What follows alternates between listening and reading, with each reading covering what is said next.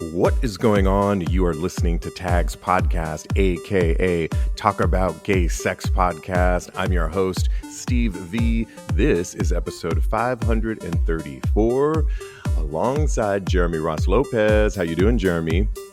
I'm pretty good. How are you? Doing pretty good. Freezing, but good over here. Of course, also joining us is Cody Maurice Doggett. How the hell you doing, Cody? Hello, darlings. I'm doing wonderful. I'm inside and nice and toasty. Nice and toasty. We will continue to warm things up on this episode. Okay, well, we have got to talk about a movie that Jeremy has been trying to get me to watch on Prime, and I finally watched it yesterday, called Saltburn. I'm assuming many of you all seen it, our listening audience. Cody, have you watched it yet? You know what? I made plans to watch it with some friends, so maybe this week I'll see it. So I can't wait to hear your reviews of it. Oh my gosh. Oh my god, it's so funny that while we're recording this, my friend texted me and said, "Holy shit, I finally got the patience to watch Saltburn. That kid is fucking whacked." Oh my gosh. Wow. To give just a little synopsis, if you don't know what we're talking about, again, it's on Prime. It takes place, I believe, in 2006 at Oxford University, and it's centered around one guy who doesn't come from a lot of money, and he's kind of a loner, if you will, super smart. And there's another guy played by what's his name? Played by Jacob Elordi. Yeah. Many of you know him, I'm sure, from Euphoria. And he, of course, does come from money and is popular, and all the women want him.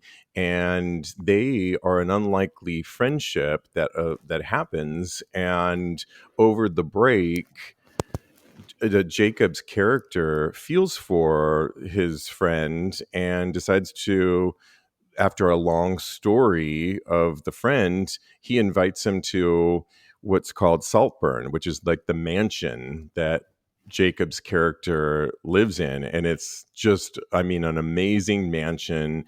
And it's where you meet the family and strange things start occurring. And it's a thriller.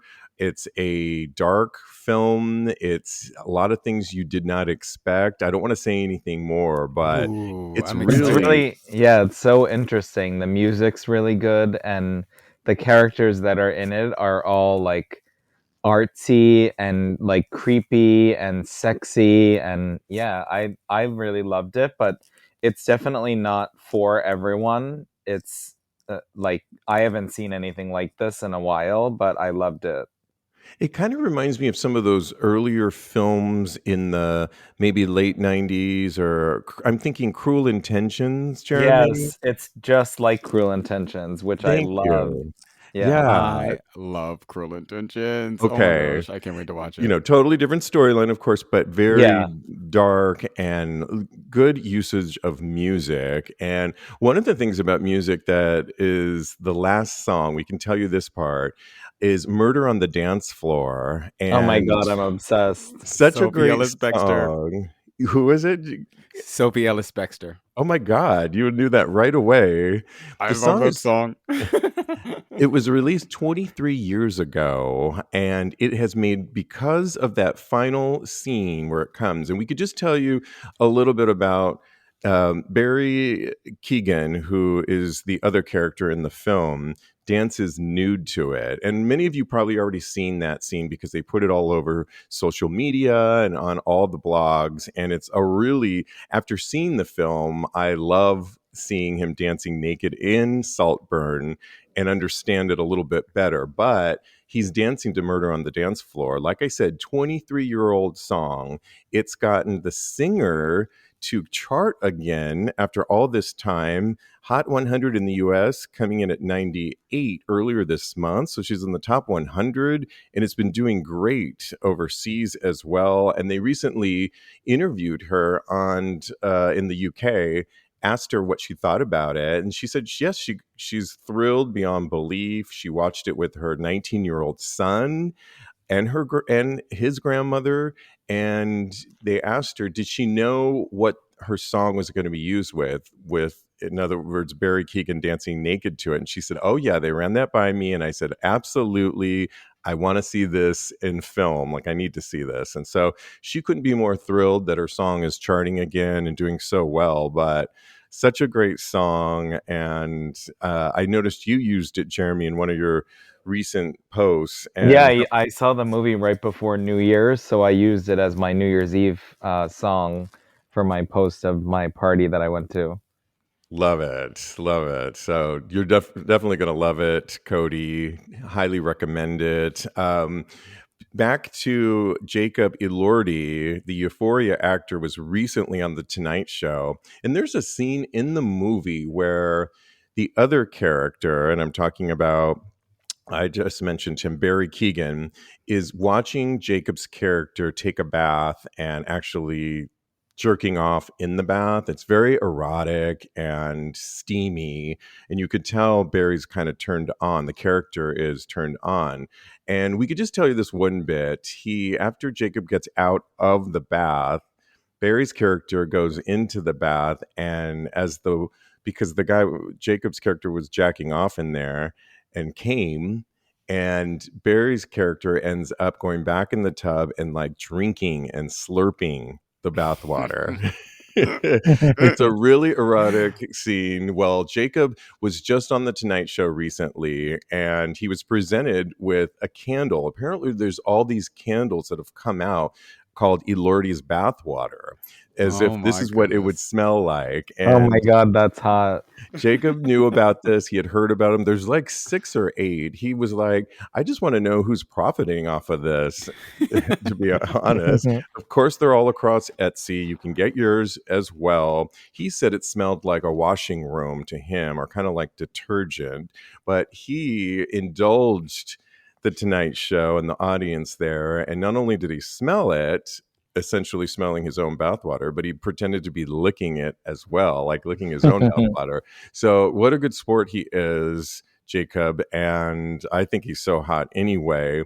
But have you guys ever had a moment where you were so enraptured by somebody, obsessed with somebody, even a hookup, that you wanted to take a piece of them, whether it was their underwear or, I mean, I've done it with people's socks before, and had people mail in their socks to me too, so I could just kind of enrapture myself around their smell, because I'm so obsessed with that smell, particularly if I'm into you. But Jeremy, have you ever been so obsessed with somebody's piece of garment or bathwater, for that matter? Definitely not bathwater, but I think like in the past, probably like a jockstrap or underwear, and like just that sweaty like smell of someone.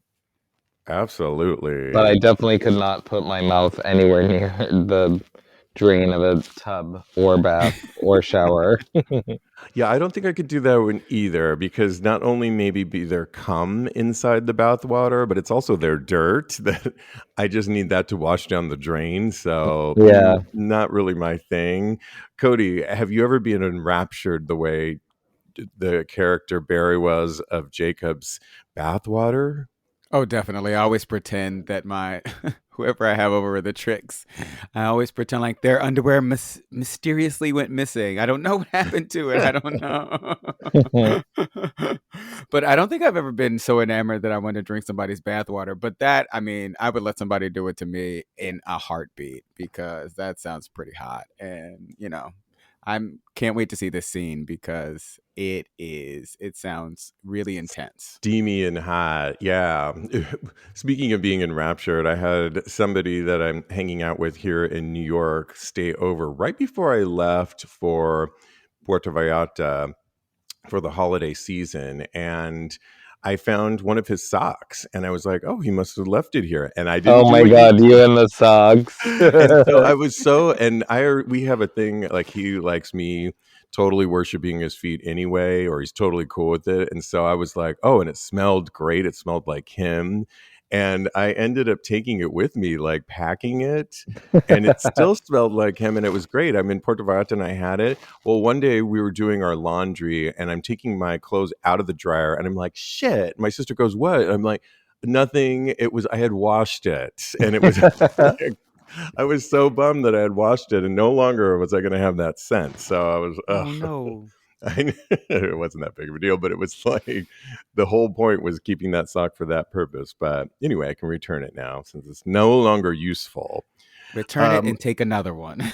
Exactly. I'm sure if I just asked, he would be fine. Okay. Well, I just wanted to respond to something recently. And, one of the things about Apple Podcasts that I don't always like on reviews is that people could say whatever they want. And when they do comment, it's rarely a positive comment. Like I barely ever read them, but we get the charts every Monday on how the show's doing all over the world. And they will put in some of those comments in there. And I was waiting for this to come. I was just waiting for this to come. It comes from AW Boy 914 outside of New York, I think, somewhere. Well, what he ultimately was saying was that the show has become an ad for my OnlyFans, essentially, is what he was saying. And that pretty much Steve V has made this an ad for his OnlyFans, and we get the hustle. And I was just struck by, I'm like, oh my God, it's like, it is not on left field that so essentially what he's saying is we can talk about sex and OnlyFans people and everything about sex, gay sex, but heaven forbid one of us hosts have sexual content out there and we can't even talk about that. That just doesn't make any sense. And by the way, we need to make money to continue this content going, and think of it as an ad that you're going to hear that every once in a while. It's not that big of a deal. You don't have to subscribe to it, but I knew this was coming, Cody. Did you not know that it was coming sooner or later? I am honestly a little bit shocked because I feel like we don't talk about it that much and we'll mention it in passing.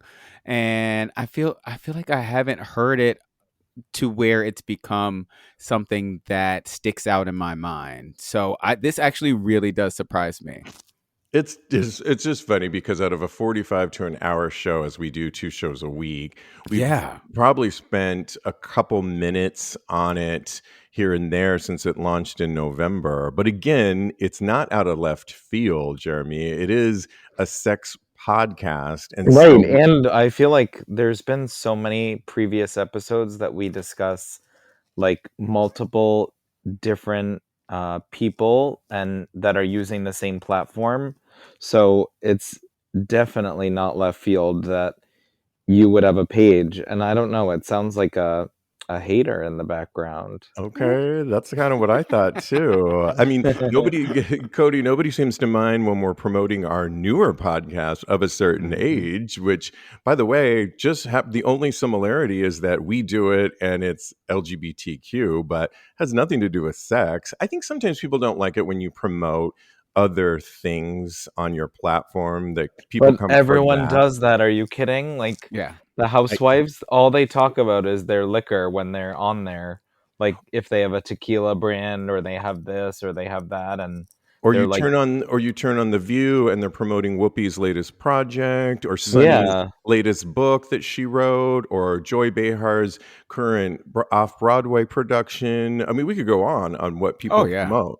And it's like, yeah, that's what keeps the shows going. You want us to promote our stuff because that will only help me as the creator of the show do better so that I can continue to putting out this kind of content. So, For come sure. on. And Yeah. I also feel like it's something that you're proud of. So why wouldn't you want to share it with other people? You know? I feel like I'm going to be doing that a bunch. Are they going to get pissed off at me if I'm promoting something that I'm doing out there? So I really don't get where it's coming from. I think it's a bit out of left field. And this is your baby. You're having a brand new baby, a OnlyFans baby, and I think it's beautiful. So continue to be proud of yourself. Don't let this stop you.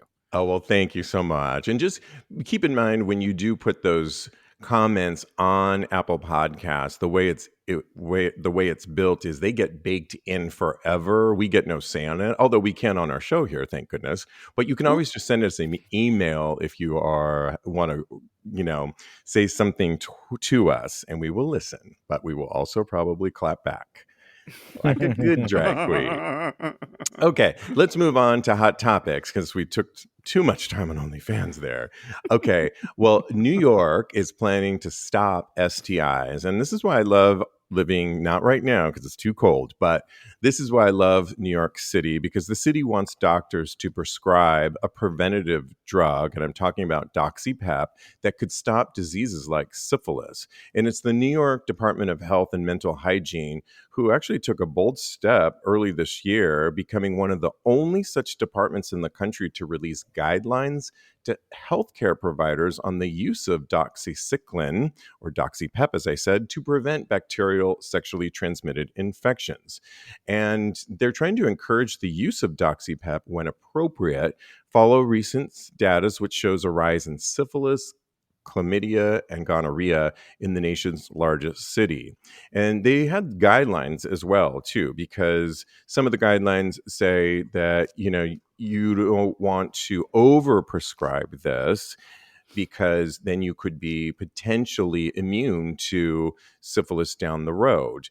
And you don't want to, it should only be prescribed if someone is in a heavy period of sexual activity or involved in more group plays where you're exposed to many people. And so while I have never been a big fan of the use of antibiotics, I do think we are somewhat in a state of crisis with the STIs, and we have to do something. And I certainly am not using condoms right now. And so I think this is a good thing, along with getting checked more.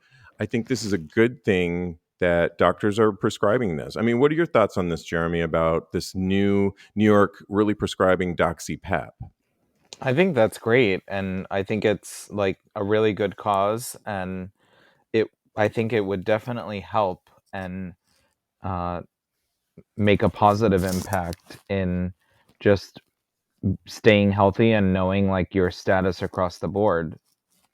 Right, right. And, Cody, with this increase that we're seeing here in New York City, but it's not just here in New York, other places around the world are seeing high rises of STIs. And when people don't get checked, that's when we just keep passing these around. And, some of them, chlamydia isn't maybe is easy to kind of wipe out. But when you get into the syphilis, gonorrhea, it could be a little more serious.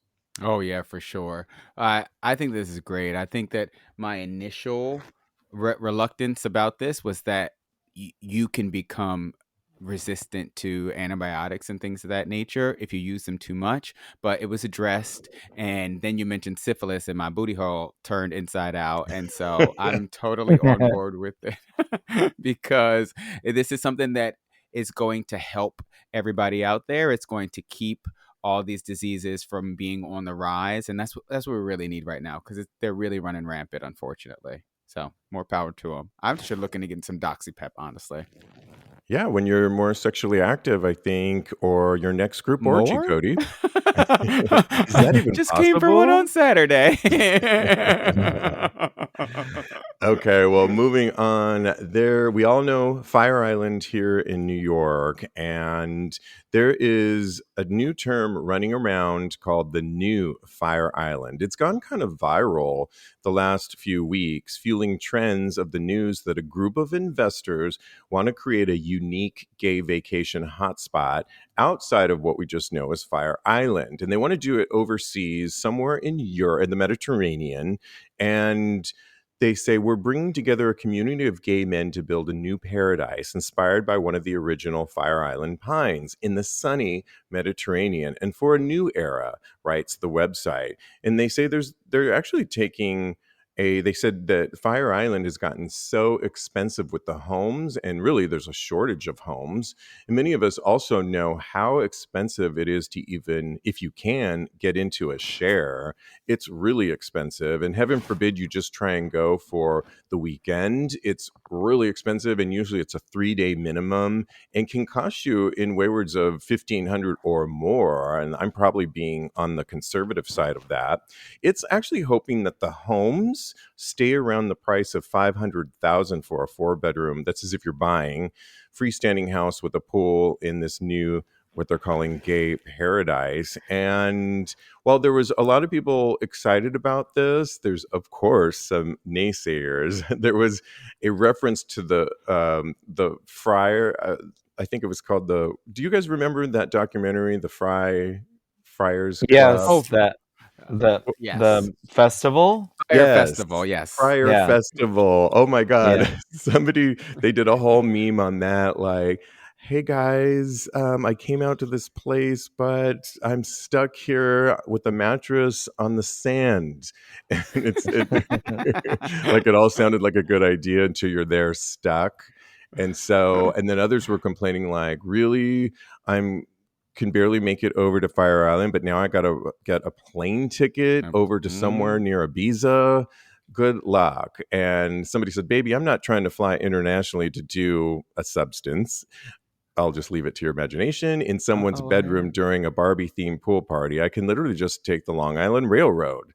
Somebody thought that they're trying to you could never recreate the historical significance of Fire Island. And here's where I'll say on that last point, I don't think that they're trying to create Fire Island particularly. They're just trying to create this mecca that maybe sounds good in theory, will be more affordable, but I don't know. I feel like it's a lofty idea, but do we really need this now? Is my question. And the other thing I would say is good luck at keeping those prices down, because we know real estate. I mean, Jeremy, you know a lot about real estate these Hmm. days, but is this really realistic? And I before it mean, even I think it sounds like a fun idea, and I don't know. I wouldn't put it down, but I just think that they will have difficulty keeping the price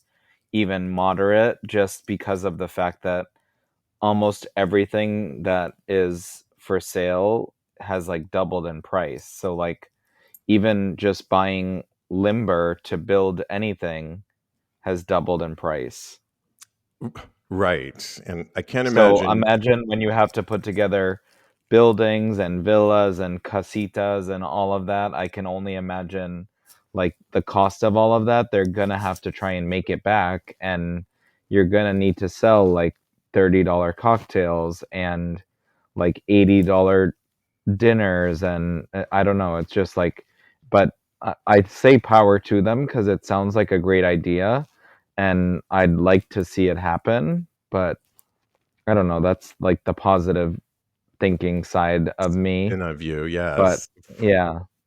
I just feel like for years, many of these communities came about in a more organic way. Fire Island was this place, and originally the gays did inhabit it, but then they didn't want the drag queens there. But then there was this thing called the invasion, where drag queens came from Cherry Grove and integrated it. But it was all very organic at the time, and I think it doesn't seem to work in the landscape of today for me. Also, I think that many of us are we're becoming more integrated, if nothing, with so many different types of people. Now, while I agree we're not welcome as a community everywhere in the world, and many of those places I wouldn't want to go to where I wouldn't feel welcome, but I just think it's a lofty idea. Hey, if you can do it, great. But how long will it be a certain elite class again that inhabits this, would be my question. How diversified would it really be? I don't know, Cody. How do you weigh in? Oh yeah, I agree with everything you guys are saying. First of all, this don't sound like the White Lotus to me, and the Fire Festival. I am scared of that. What if it devolves into that? I And no, know. it's like a horror story for me. So I definitely do not want. I don't think it's. I think it's a lofty idea, like you guys were saying, but I don't know about the practical application of it. Why are we not working on revamping what we already have to maybe drive Right. prices down a little bit? I don't know how realistic that is, even because those. I think it's supply and demand type deal, because the demand is so high, all the prices are going to be high as well. So I don't know what or how. I'm not a city planner or a mathematical genius, but I do know that there are other ways to do it than building something new instead of taking what we have and making it a little bit better. And the last thing that comes to mind is there's been newer initiatives, one by the LGBTQ Center in LA, that already have and built a community of housing that's affordable for our elder populations. That Mm. looking out as our populations get older, many of whom may or may not have people to look after them, that this is a way as a family of LGBTQ people that looks out for our aging populations that maybe for whatever reason didn't have these large pensions, and where are they to go to? So I love things when I see that kind of giving back. Do we need another debaucherous place to go to? I'm always here for that, I'm but like, yes, is the answer. of course, but I think we're doing it and finding our ways, I don't know. It just seems that like a lofty idea, but hey, if they can do it, great. So we'll keep you posted on how far it goes. And yeah, maybe we'll get invited. Ooh. We'll see. Okay, well, recently there was a study, according to research conducted by Lilo.com, which analyzed Google Trends data. And they were looking at the 8 most popular sex positions that everybody was looking up. And just to give you a few of them, one of them, the position is the butterfly with over 11,000 searches. Do you guys know what the butterfly is? No. I know the dance from the 90s. The pretzel was another one that did really well. And the pretzel is where one person is lying down on their back, but they have one leg up, and then the person slides into that portion of them, creating sort of a pretzel. Maybe a little bit harder for guys to do, two guys Oh, having yeah. sex. That looks tough. That one looks a little bit tough. Another one that I've was done the butterfly before, though, so hey, I can check another that one off. the Eiffel Tower, which you can only do with 3 people. I didn't know this was a name, where someone's behind you, and then you're also, someone's behind you fucking you, and then you're in the middle and you're sucking somebody off. I mean, that's like a normal Friday night for me, but Right? the Lotus did really high. And the Lotus is where somebody would be sitting and the other person straddles them and sits on top of them. That one can be intense and hot because you can kind of go deep in that position. So I kind of like that one as well. Places that were searching a lot were Hawaii and Delaware, of all places. And I don't know, with all these different positions, Jeremy, do you have a favorite sex position that you like when fucking? I really just love doggy. Yep, doggy's a good one. Why do you like doggy the best? Just because I love to look at ass. Spoken like a true ass lover. You Yeah. Yeah. stole my answer, boo. I was recently doing that position where I was on the bottom. I like it when I'm on top for sure. I think it's hot and you can grab them and you can do all kinds of things. But you, for some reason, that one, they were going deep inside me, and I was like, oh boy, like it was deep. Let me just say that. Maybe it was just the person that was doing it, Hey. but I think my favorite is definitely sitting when I'm getting pounded, is to sit on top because I can control it and hold them in that position. But and then if the other favorite position besides that would be where they pick me up and fuck me in that position where I'm literally legs wrapped around them. That would be position number 2. And I don't know if that has a name, but that's my second favorite position when I'm getting fucked. But Cody, what's your favorite? Well, you already said. Yeah, I'm a doggy man, and somebody told me that every top just loves doggies. So before Jeremy answered, I was like, "Oh, I know what he's gonna say," and Yeah, sure it's like when enough, I'm topping too, I love doggy too. It's just, right? It's yeah. it's what it is. So I mean, that's my favorite one. My second favorite one though is probably you can still look at the ass. So they're lying down, but like both legs are to the side, and you can just slide right on in, and you can still see the ass a little bit.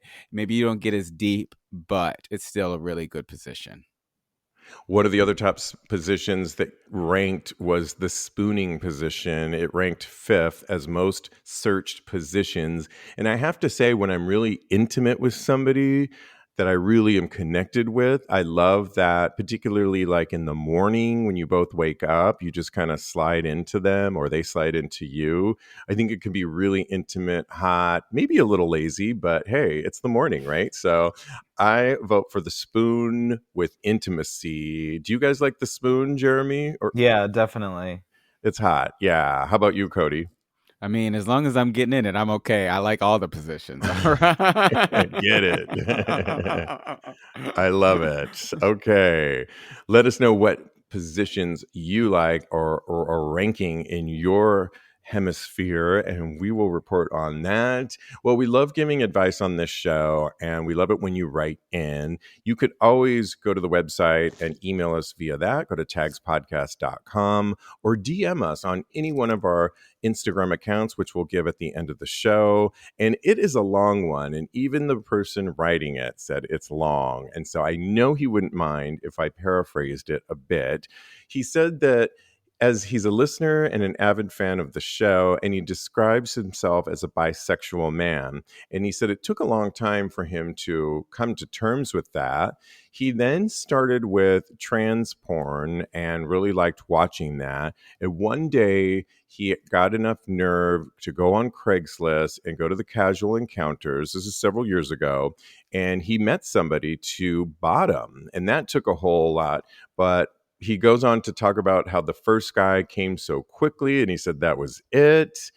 He said that it was a mixture of pleasure, awe, and fascination, but also he had a lot of self-loathing and shame, and it came so hard for him, and he was so quick to, the guy came so hard, so he tried it again, and he really liked it, but he said he was still kind of disgusted with being gay and the idea of coming out. He says, I knew the idea of penetrating a man disgusted me, and it was certainly not okay to be the one getting fucked. But I soon discovered I loved it in the ass, and I'm good at it. Now I felt like I needed to really experience this. So he goes on to he talks a lot about certain drugs he's tried and how it's been associated with his sex capades. And I mean, you all read this. It was long, so I'm trying to do my best to, how am I doing so far, guys? You're doing great. Okay. He talked about a time he ended up in Berkeley and at Steamworks. He was terrified. He tried a certain drug, and it got him to really enjoy his bottoming and to really get into it. And he said, I was absolutely certain after that night that I was 100% gay and had just been born. I still, however, couldn't get over my attraction to women and my lack of attraction to men without drugs. I tried to embrace the LGBTQ community, but I felt rejected, almost like I was cosplaying gay or something. I don't mean to be offensive, but the idea of deeply kissing another man disgusts me. But I love sucking cock, and my ultimate fantasy is to be in a bareback gangbang with all the guys coming all over me at the end. He goes on to say, his final question is, if where do I fit in within the greater community, or do I fit in at all? Am I just fetishizing gay sex and drugs? I'm in my late 40s, and I have to come to terms with my sexual proclivities. I have come to terms with it. I am no longer full of shame and disgust. I would love to lean more into this amazing side of my sexuality, but I don't want to be offensive or disrespectful in any way. So he said he could write a bestseller on casual encounters, and he thinks that there's other men out there like him. There's a lot to say in this, but I do think the LGBTQ community can be separate from sexual encounters. In other words, you can have sexual encounters with whomever you want. You can enjoy sexual encounters with whomever you want. Being a part of the actual community doesn't necessarily mean that you're running to every pride around the world, but it does mean that you have to have some sense of belonging to them. You have to be about, say, the initiatives for our people, the plight of our people, know the history of our community. And I would say, if you really do want to be a part of it, that there's we live in a great time now where there's amazing documentaries on the plight, the history. You could start with Harvey Milk. You could start Mhm. with the AIDS epidemic. And what was that HBO series you watched, Jeremy, that you loved so much? Pose. Or The Normal Heart, I believe, Oh too. yeah, that one too. Yeah. Pose.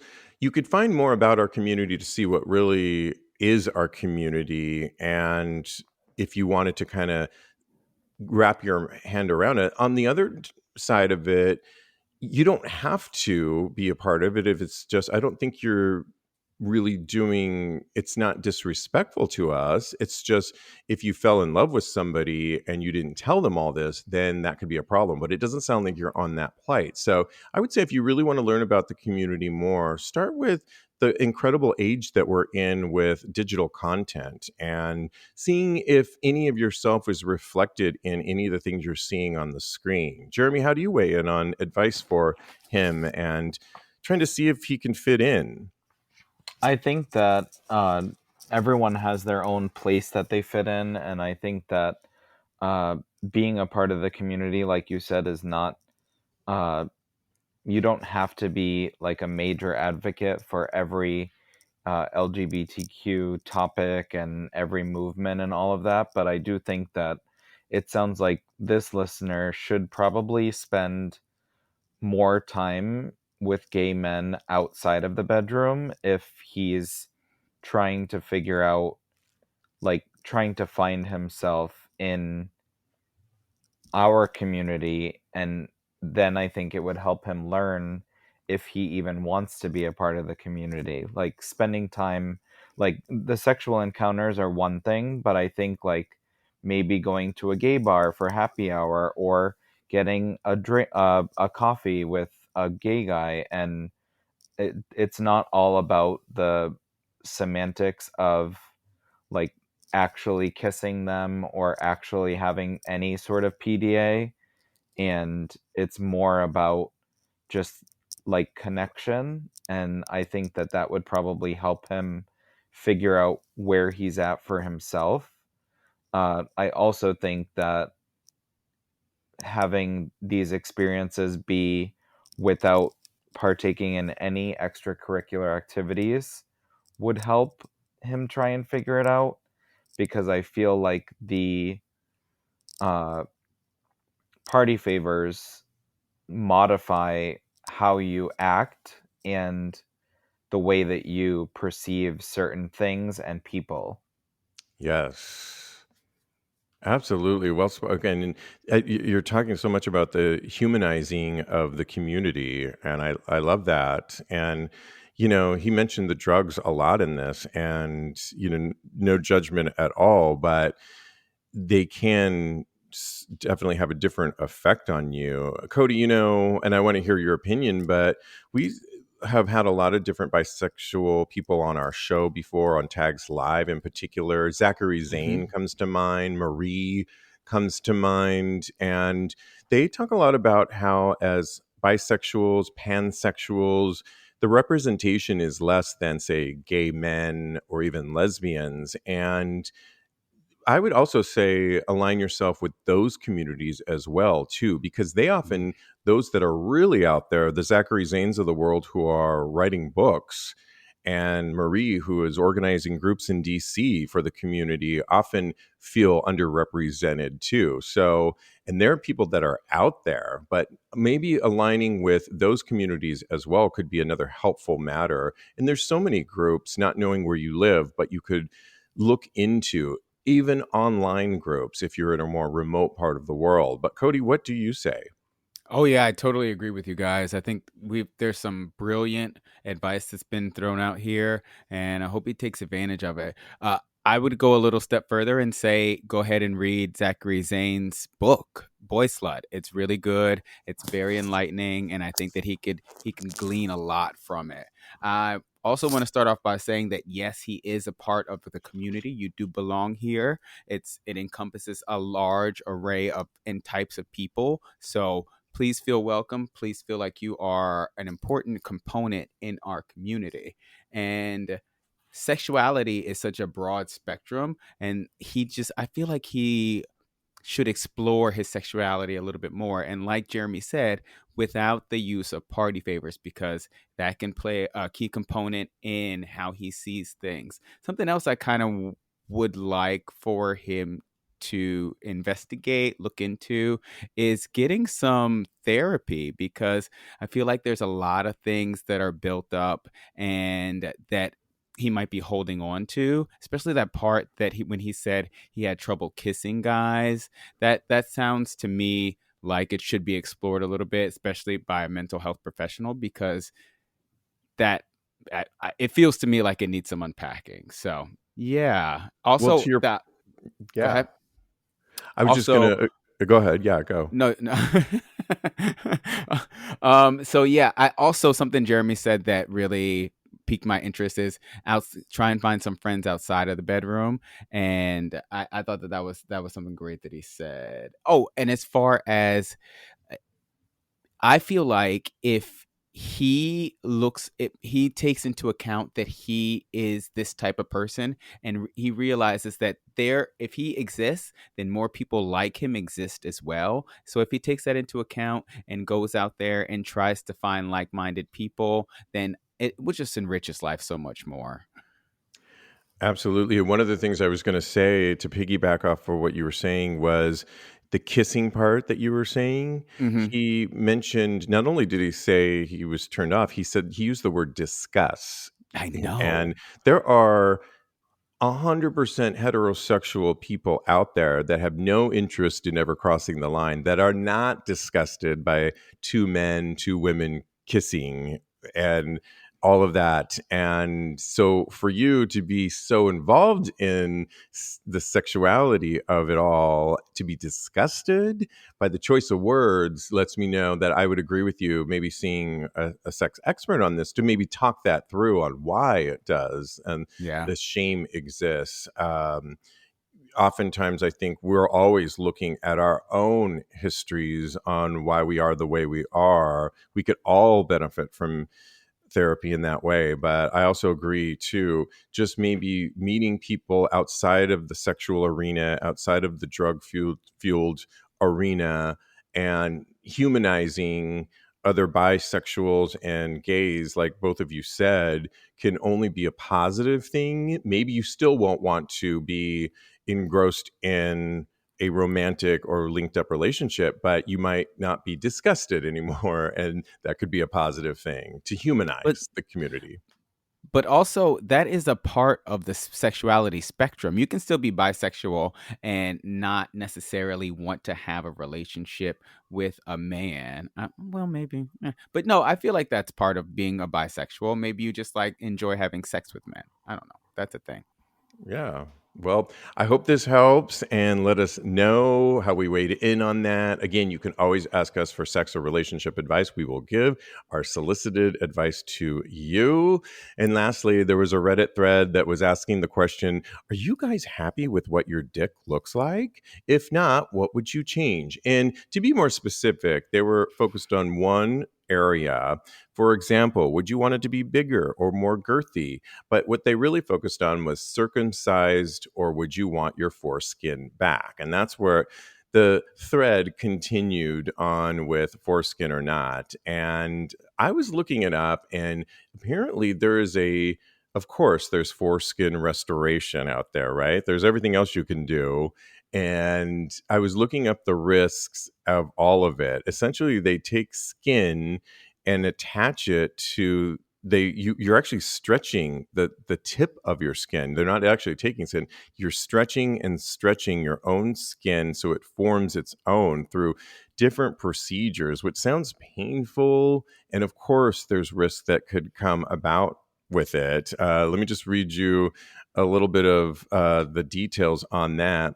Tissue expansion involves the use of hands, tapes, straps, weights, or a tissue expansion device to pull your penile skin toward the head of your penis. And over time, your skin forms additional skin cells that allow it to stretch and form a new foreskin that covers your glands.